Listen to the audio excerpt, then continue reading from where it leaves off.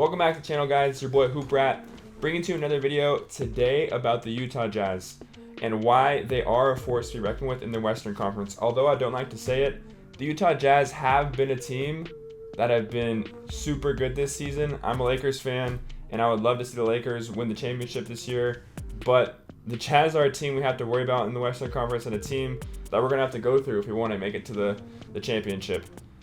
And a lot of people have been saying lately that the Utah Jazz are like the Atlanta Hawks of 2014, 2015, but today we're going to talk about why they aren't like that and why they are a force to be reckoned with in the Western Conference. Again, thank you so much for the support on the channel. I appreciate every single one of you that watch my videos. Make sure to drop a like and subscription on the channel. It really helps more people view videos like this. So if you like this content, drop a like. And with that being said, let's get after it.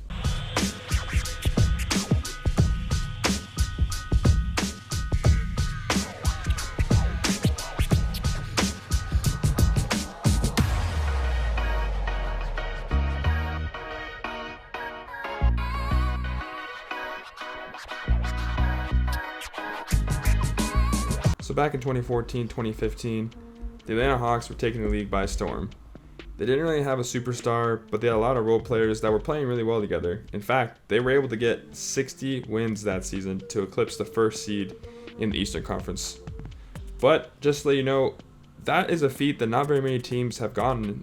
Only 76 teams in the span of the NBA have been able to eclipse 60 wins in one season. So just to run down the Atlanta Hawks roster a little bit, they had players like Al Horford, Jeff Teague, DeMarre Carroll, Kyle Korver, and Paul Millsap. And then coming off the bench, they had Dennis Schroeder, Thabo Sefolosha, Kent Bazemore, and Elton Brand.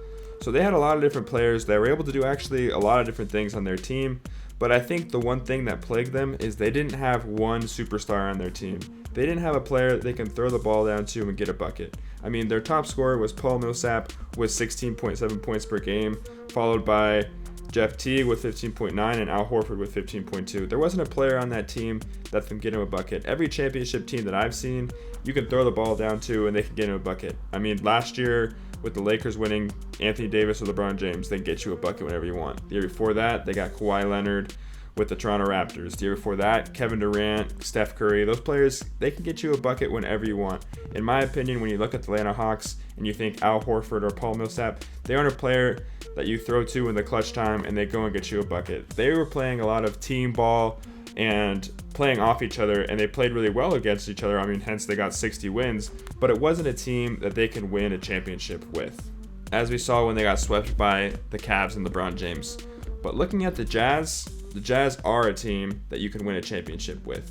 Don't get me wrong, the Jazz are very similar to the Hawks, but I think there is one differentiating factor that makes them different, and I think that's Donovan Mitchell. Donovan Mitchell is a superstar in the making. He is someone that you can throw the ball to, and he will get you a bucket. If you look at his points per game this season, he's averaging 24.5 points per game, and he's shooting 43% from the field, 39% from three-point range, and he's also adding in 5 assists and 4.5 rebounds per game. I mean, not a small feat. I think if you plug in Donovan Mitchell on the Atlanta Hawks, they don't lose so bad to the Cavs, and in fact, maybe go to the championship that year.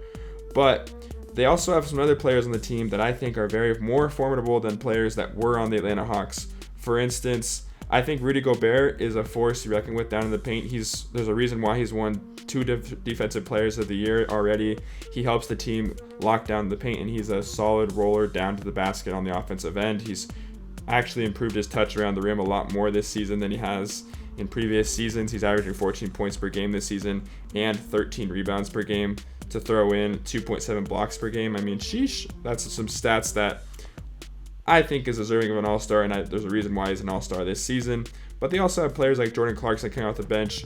He is a spark plug coming off the bench. He had a 40-point game earlier this season.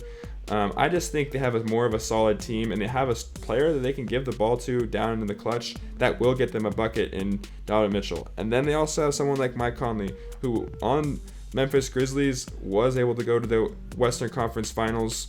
Although he'd never been to a championship before, he was able to go to the Western Conference Finals, so he has some playoff experience.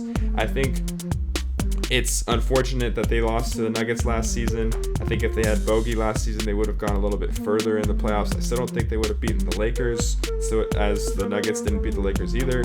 But I think they would have been able to beat the Nuggets if they had Bogey last season. I think they have a solid squad. Their shooting is lethal this season, and there's a reason why they're the number 1 seed in the Western Conference. And I do not think it was a fluke.